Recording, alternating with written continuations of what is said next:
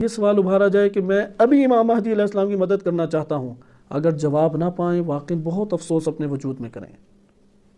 کیوں اس کا جواب میرے پاس نہیں؟ میری زندگی بسر ہو گئی، میری عمر کٹ گئی، میں یہ والا ابھی تک یہی نہیں جان پایا کہ میں نے مدد کیسے کرنی امام مہدی علیہ السلام کی۔ دین سیکھ رہے ہیں، جواب دیں، اپنے وجود پہ اور معاشرے میں غالب کرنے کی کوشش کروں۔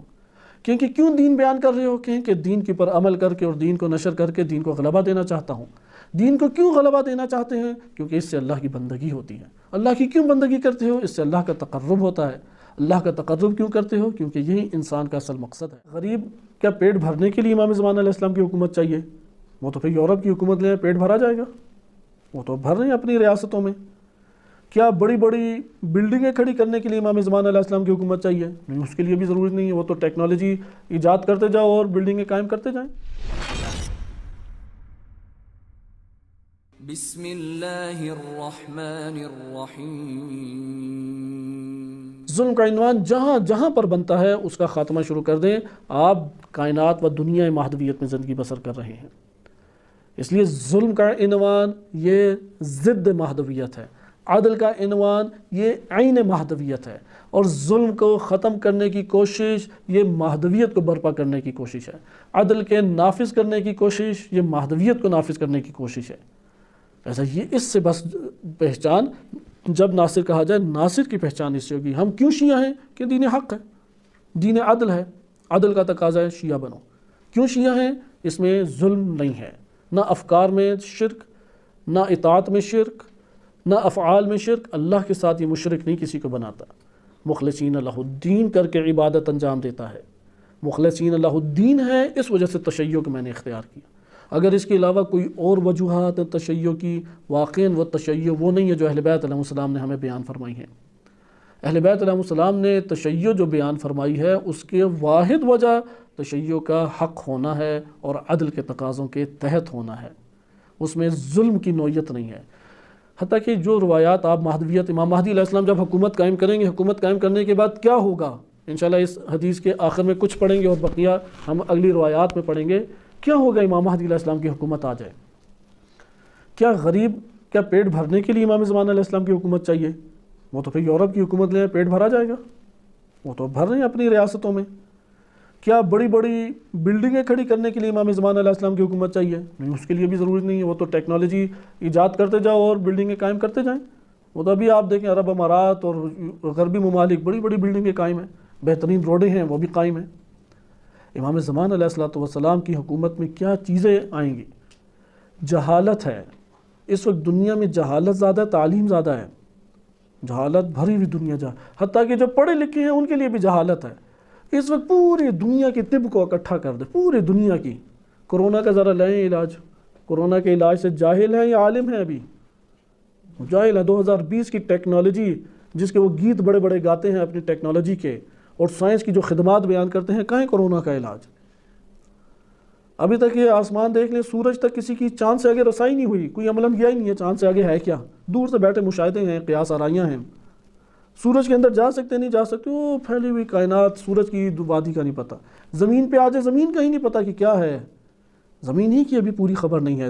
زمین کے کہتے ہیں 7 حصے ہیں، تیسرے سے نیچے گئے نہیں ہے، تیسرے پہ ایسی آگ ہے کہ پار ہی نہیں ہوتی، اس کی آگ کے بعد کیا کچھ پتہ نہیں ہے۔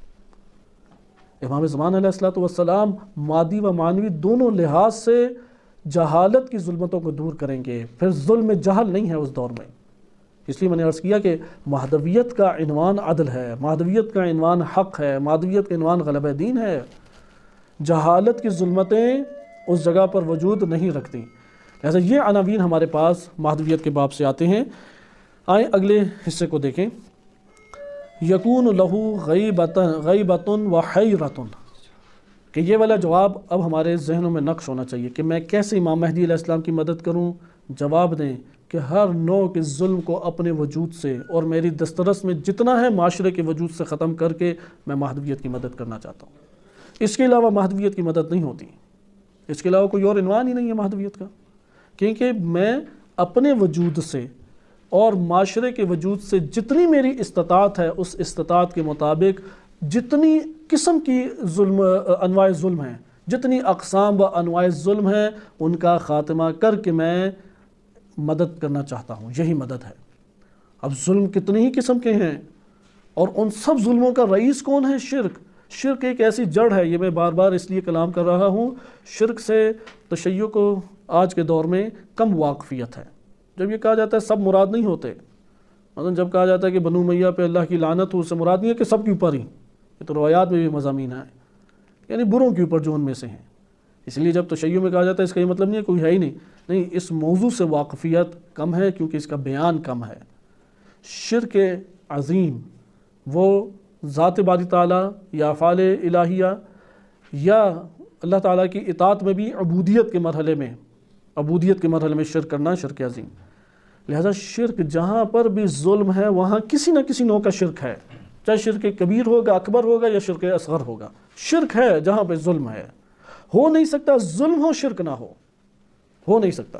اس لیے سورہ نور آیت نمبر 55 میں جو امام مہدی علیہ السلام کے اہداف کا تعارف کرایا گیا، لا یشرکو بی احدا، کہ میرے ساتھ احد کوئی بھی ایک، یعنی بالمعنی آپ کے سامنے کلمات ادا کیے، نہ کہ آیت کے بالضبط جو الفاظ یا آیت کے کلمات، یعنی کوئی بھی میرے ساتھ شرک نہیں کرے گا، یہ اللہ تعالیٰ کا کہنا ہے کہ اس دور میں کوئی ایک فرد بھی شرک نہیں کرے گا، کیونکہ مہدویت نام ہے شرک سے پاکیزگی کا۔ اور دنیا میں جتنی انواع کے، حتیٰ کہ جہالت کی ظلمتیں ہیں، حتیٰ کہ انسان دیگر قسم کی ظلمتیں، گناہوں کی ظلمتیں ہیں، ہر قسم کی ظلمت میں شرک کا دخل موجود ہے۔ لہذا پھر میں یہ آپ کی خدمت میں سوال ابھاروں اور اس کے اوپر اختتام کرتے ہیں، اور اگلے ہم کلمے کو انشاءاللہ تھوڑا سا ٹچ کریں گے۔ یہ سوال ابھارا جائے کہ میں ابھی امام مہدی علیہ السلام کی مدد کرنا چاہتا ہوں، اگر جواب نہ پائیں واقعی بہت افسوس اپنے وجود میں کریں۔ کیوں اس کا جواب میرے پاس نہیں؟ میری زندگی بسر ہو گئی، میری عمر کٹ گئی، میں یہ وجہ ابھی تک یہی نہیں جان پایا کہ میں نے مدد کیسے کرنی ہے امام مہدی علیہ السلام کی۔ بس امام مہدی علیہ السلام کی مدد کیسے کریں؟ فوراً جواب آئے، مہدویت کے عناوین میں امام کی مدد ہوگی۔ منحصر ہے امام مہدی علیہ السلام کی مدد، جو ان کو چاہیے وہ مہدویت کے عناوین میں چاہیے۔ اور مہدویت کا عنوان کیا ہے؟ ظلم کا خاتمہ۔ ظلم اور اس کی جتنی انواع بنتی ہیں، جتنی، کیونکہ ہم لوگ ظلم جب آتا ہے تو ذہن میں آتا ہے مار کٹائی، اس کے علاوہ کوئی ظلم آتا ہی نہیں ہے۔ وہ شرابیں پیتا رہے، گانے سنتا رہے، سود کھاتا رہے، بد کردار حاکموں سے روابط بڑھا کے ان کی اطاعت کرتا رہے، کہتے نہیں یہ شریف انسان ہے، اس سے بڑھ کے ظلم کون سے ہوں گے؟ لہذا یہ سب کے سب ظلم ہیں۔ سود کھا کے امام زمان علیہ السلام کی اللہم عجل ولیک الفرج کہہ کے کیا فائدہ اس دعا کا؟ ادھر سے سود سے پیٹ بھر رہا ہے، ادھر سے کہہ رہے کہ نظام عدل آئے، ادھر سے خود فاسق فاجر ظالم حکمرانوں کے گیت گا رہا ہے، ادھر سے امام زمان علیہ السلام کے گن گائے، کس طرح سے یہ ممکن ہے؟ لہذا اس جملے کو ذہن میں دوڑائیں کہ میری استطاعت میں جن جن انواع و اقسام کے ظلموں کا خاتمہ ہے، ان ظلموں کو ختم کر کے میں امام مہدی علیہ السلام کی مدد کروں گا، کیونکہ مدد ہوتی اسی طریق اور اسی باب سے ہے۔ حتیٰ کہ یہ جو روایت ہمارے پاس وارد ہوئی ہے اس کی تفسیر بھی یہی بنتی ہے، من سرہ ان یکون من اصحاب المہدی، جو شخص یہ چاہتا ہے کہ وہ امام مہدی علیہ السلام کا اصحاب بنے، من سرہ ان یکون من اصحاب المہدی فَلْيَنْتَظِرْ وَلْيَعْمَلْ بِالْوَرَعِ وَمَحَاسِنِ الْأَخْلَاقِ، اسے چاہیے انتظار کرے امام کا اور ورع کو اختیار کرے، یعنی حرام کاموں سے بچے۔ کیوں؟ کیونکہ حرام کام ظلم ہیں۔ وَمَحَاسِنِ اخلاق، اخلاق حسنہ کو آراستہ کرے اپنے وجود کو اخلاق حسنہ سے۔ کیوں؟ کیونکہ اخلاق سیئہ ظلم ہیں، باطل ہیں، اس لیے یہ عنوان کبھی ختم نہیں ہوتا۔ یہ ہمارا پہلا اس کا تھا، اور اس سوال میں چونکہ حساسیت تھی اس لیے بار بار آپ کی خدمت میں یہ تکرار چیزیں کی گئیں، لیکن اسے ذہن نشین کریں۔ دن گزر جائے، مدد امام زمان علیہ السلام جنم نہ لے، واقعاً خسارے کا دن ہے۔ دعائے احد میں آپ دیکھیں پہلا جملہ یہ اللہم اجعلنی من انصارہ و اعوانہ، کہ مجھے اعوان اور انصار میں شامل فرما۔ دعا تو کرتے ہیں لیکن دوا نہیں کرتے، قدم نہیں بڑھاتے۔ والذابین عنہ، دفاع کریں امام کا، دفاع حرم امام زمان علیہ السلام، ان کے اہداف، ان کے افکار، ان کی ذات، ان کی شخصیت کا دفاع نہ کرنا ظلم ہے۔ والذابین عنہ، پھر آگے والمسارعین الیہ فی قضاء حوائجہ، امام کی حاجات کی ہیں جن کو تیزی سے انجام دینے کے لیے آگے بڑھے۔ امام کی یہی مہدویت کے عناوین کو غلبہ دینا، دین کو غلبہ دینا۔ آپ دین کو نشر نہیں کریں گے، غالب کہاں آئے گا؟ دین کو سیکھیں گے نہیں، غلبہ کیسے پائے گا؟ لہٰذا کیوں دین سیکھ رہے ہیں؟ جواب دیں، اپنے وجود پہ اور معاشرے میں غالب کرنے کی کوشش کروں۔ کیونکہ کیوں دین بیان کر رہے ہو؟ کہ دین کے پر عمل کر کے اور دین کو نشر کر کے دین کو غلبہ دینا چاہتا ہوں۔ دین کو کیوں غلبہ دینا چاہتے ہیں؟ کیونکہ اس سے اللہ کی بندگی ہوتی ہے۔ اللہ کی کیوں بندگی کرتے ہو؟ اس سے اللہ کا تقرب ہوتا ہے۔ اللہ کا تقرب کیوں کرتے ہو؟ کیونکہ یہی انسان کا اصل مقصد ہے۔ قرب اللہ کا حاصل کر کے کمال کی طرف انسان جا سکتا ہے۔ بہرحال یہ ہمارے پاس ایک مختصر سا بیان آیا ان کلمات کے ذیل میں کہ رسول اللہ صلی اللہ علیہ وسلم کی اس وصیت پہ عمل کرنا ضروری ہے۔ انی تارکم فیکم ثقلین کتاب اللہ وعطرتی اہل البیت۔ اگر پورا ہفتہ کیل قال میں گزر جائے، یہ اصول، منطق، فلسفہ، کلام، پتہ نہیں کیا کیا پڑھ ڈالے، نہ قرآن کی خبر، نہ عطرت کی خبر، نہ قرآن پہ غور و فکر، نہ عطرت پہ غور و فکر، تو پھر کون سا سرمایہ انسان نے کمایا؟ لہذا اس کو اپنے دل کی گہرائیوں میں جنم دے۔ وَيَكُونَ لَهُ غَيْبَةٌ وَحَيْرَةٌ، اس کلمے کی انشاءاللہ شرح اگلے ہفتے آپ کے سامنے بیان کی جائے گی، اس کو توجہ سے دیکھیں۔ وَيَكُونَ لَهُ، امام مہدی علیہ السلام کے لیے غیبۃ غیبت ہے، وحیرۃ حیرت ہے، یظل فیہا اقوام، اس میں ہا ضمیر دونوں غیبت اور حیرت ایک چیز ہے یا الگ الگ چیز ہے؟ معنی کے اعتبار سے کیا ہے؟ الگ الگ چیز ہے، حتیٰ کہ یہ پیچھے عدل اور قسط کے آج معنی بیان کرنے تھے، انشاءاللہ اگلے درس میں بیان کریں گے کہ وہ بھی آیا ایک ہی چیز ہے یا الگ الگ چیز ہیں، یا ایک عام ہے ایک اخص ہے، جورم و ظلم ایک ہی چیز ہے یا الگ الگ چیز ہے، اسے ہمیں دیکھنا چاہیے۔ بہرحال غیبت و حیرت الگ الگ لفظ ہے۔ غیبت کس کے مقابلے میں ہے؟ ظاہر کے یا حاضر کے؟ حضور کے مقابلے میں غیبت ہے یا ظہور کے مقابلے میں غیبت ہے، یا دونوں کے مقابلے میں غیبت ہے؟ ہم پیچھے جو پڑھ چکے ہیں روایت میں، باقاعدہ روایت آپ نے یاد بھی کی، ذہن نشین بھی کی، اسی کے ہم نے ممد اور معاون ایک اور روایت کمال الدین سے بھی پڑھی، اس کے مطابق امام زمان علیہ السلام کے لیے جب لفظ کہتے ہیں کہ امام غائب ہیں، تو یہاں پہ غائب بمعنی مقابل حضور کے ہیں یا مقابل ظہور کے ہے؟ کیا ہم نے جواب پڑھا تھا؟ اگر حضور کے مقابلے میں غیبت ہو، امام حاضر نہ ہو قلب میں انسان کے، یہ تو جاہلیت کی دنیا میں زندگی بسر کر رہا ہے، دائرہ ایمان میں نہیں رہے گا۔ دائرہ ایمان میں اس وقت ہے کہ قلب میں امام زمان علیہ السلام حاضر ہیں، وہ تو غیبت نہیں ہے، اس میں ظاہر کے مقابلے میں غیبت ہے، نہ کہ حاضر کے مقابلے میں غیبت ہے۔ امام حضور رکھتے ہیں اس دنیا میں بھی حضور رکھتے ہیں، قلب میں بھی مومن کے حضور رکھتے ہیں۔